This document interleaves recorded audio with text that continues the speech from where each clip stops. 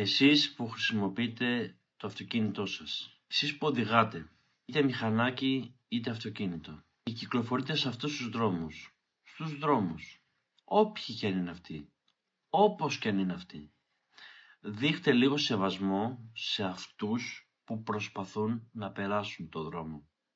Δείχτε λίγο σεβασμό σε ανθρώπους οι οποίοι έχουν κινητικά προβλήματα. Δείχτε λίγο σεβασμό γενικότερα όταν οδηγάτε. Και μην χρησιμοποιείτε το κινητό σας ενώ οδηγάτε. Θες να το χρησιμοποιήσεις, βάλε ένα hands-free. Βάλ το σε ανοιχτή ακρόαση, αν θες να μιλήσεις στο τηλέφωνο. Μην το κάνεις ενώ κυκλοφορείς. Έχεις την ευθύνη το ότι κρατάς ένα τιμόνι και βάζεις σε κίνδυνο κόσμο. Άμα εσύ είσαι χαζός, δεν σου φταίει οποιοσδήποτε να φύγει από το μάτι του το κόσμο, επειδή εσύ είσαι χαζός. Και κάτι τελευταίο.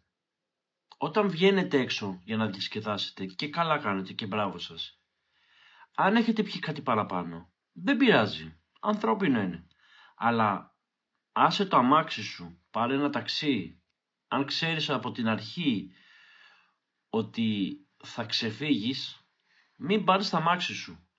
Δεν είναι υποχρεωτικό να πάρεις το αμάξι σου αφού έχεις πιει τον κόλο σου και σκοτώνεται αθώες ψυχές. Είναι αμαρτία του Θεού. Αυτό. Τίποτα άλλο.